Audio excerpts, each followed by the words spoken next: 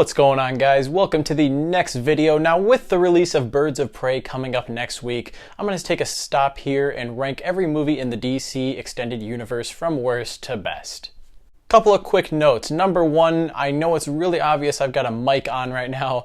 I'm working on getting a better one. I have a better one coming in, but I'm tired of this shitty audio, so I decided to put this on.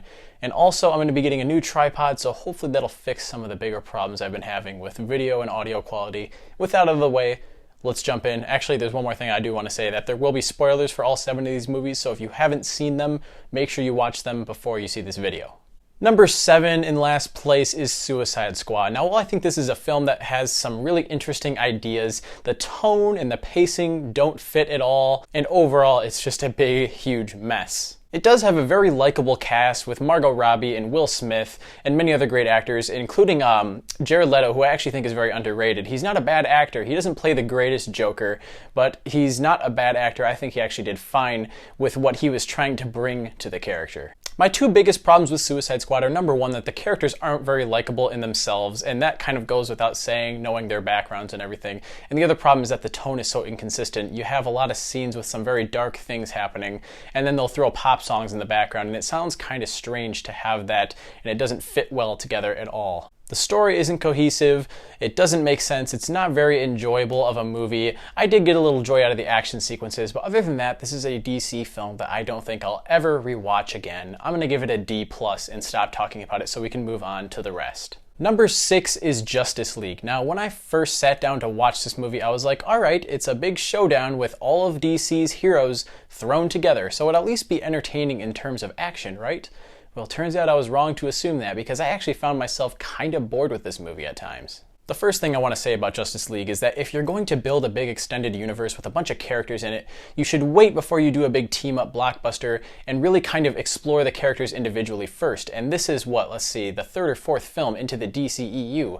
And I think that was really soon to do it. Characters like The Flash and Cyborg are just now being introduced, so we as an audience don't have a connection to them whatsoever. I also think that Steppenwolf is a truly awful villain.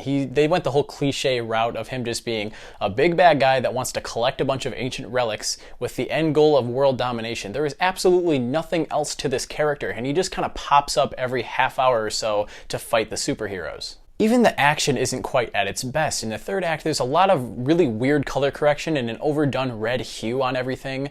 A lot of humor, and some of these problems are because halfway through the project, Zack Snyder backed out of the movie and Joss Whedon came in to fix it. So it kind of feels like 2 different movies split and made by different directors. And even the final battle felt really anticlimactic to me. The only real redeeming qualities of this movie for me are some of the relationships that get built, such as the one between Bruce and Diana, but other than that, Justice League is a big, ugly mess. I'm gonna give it a D+.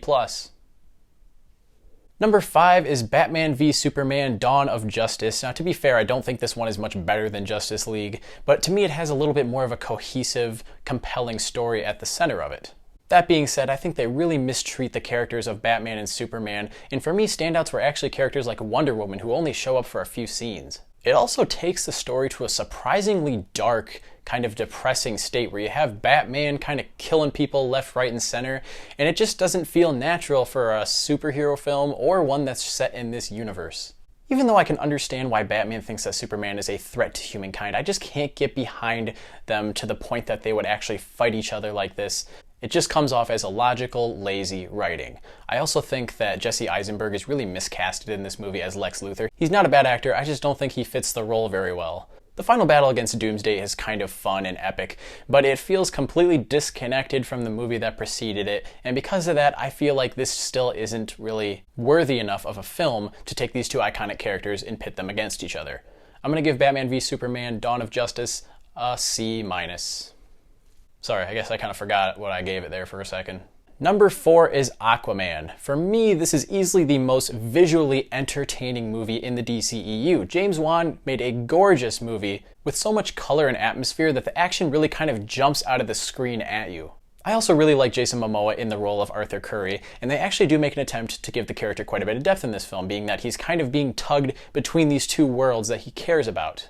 Despite all these things that I really love about Aquaman, it also has a really dragged out second act. As soon as he goes off to look for the Trident of Neptune, the film kind of slows to a crawl. You can also make a lot of comparisons between this film and Black Panther, which came out just a few months prior. Both films feature a protagonist that's forced to fight a relative for the throne of their parents' kingdom, and it feels a little bit redundant in that Black Panther did a really good job of that. In this film, it's just kind of meh.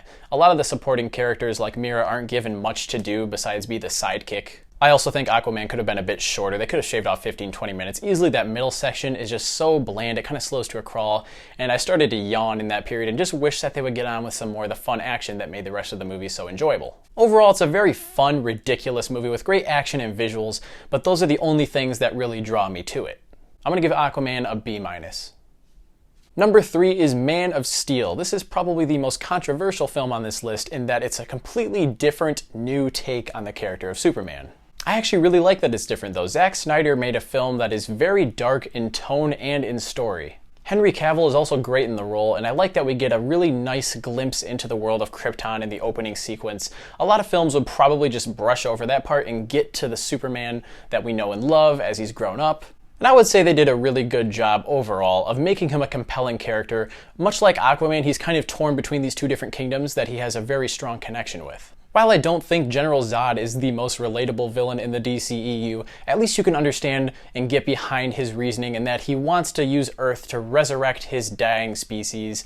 Everyone that he knows is pretty much dead. There's also a lot of good-looking, chaotic, blockbuster action, particularly in the third act when you see a lot of Superman just punching people through walls, buildings getting knocked down, a lot of that kind of stuff. Man of Steel does have its problems though. I think that the relationship between Clark and Lois is a bit rushed and underdeveloped. Also in the first half of the film, it kind of flashes between the present day and Clark's childhood quite a bit, which makes for a bit of an uneven first half overall. But I still think this is generally one of the DCEU's best films, and it was a great start to the franchise overall. I'm going to give it a B. This film also has my favorite score out of all the films on this list. It was done by Hans Zimmer, who is very well known for a lot of his work, but this is definitely one of his finest pieces. Number 2 is Shazam. This is easily the most funny and lighthearted film on this list, and because of that, it can be a lot of self-aware, witty fun. Zachary Levi is also great in the role. One of the greatest things about the film is that he fits the comedy very well. Although a lot of his superpowers are kind of played for jokes, it works because of his acting, and it really does fit kind of the whole concept of this movie being basically about a wizard who can transfer his powers to you by having you hold his staff and say the word Shazam. The movie also kind of dives deep into some actual good themes, such as responsibility and what we decide to do with our gifts, as you see Billy kind of using his powers for less than desirable affairs, such as, trying to get money out of people, trying to, get people to pay him for autographs or selfies and whatnot. And I think overall these themes mix pretty good with the fun and lighthearted tone that the film has. For the most part, there are some times where the tone feels very inconsistent, particularly whenever the villain is around. One moment Billy will be making a joke about one of his superpowers, and the next minute there's this horrific monster biting someone's head off. It's a bit inconsistent. The third act also feels a bit dragged out. You've got, Dr. Sivana fighting Shazam, and he kind of escapes. He finds him again, or he kidnaps his friends. But I do like the very ending, though, where they all kind of gain their superpowers. It only makes for even more fun comedy. There's the one little girl that was actually really cute. She says childish things, but she's in the body of a grown woman, so it can be played for some great laughs. And nonetheless, this is a very fun, lighthearted film, like I said, and it kind of went for MCU-style comedy, and I think that's something they should try a little more often because it really worked here. I'm going to give Shazam a B.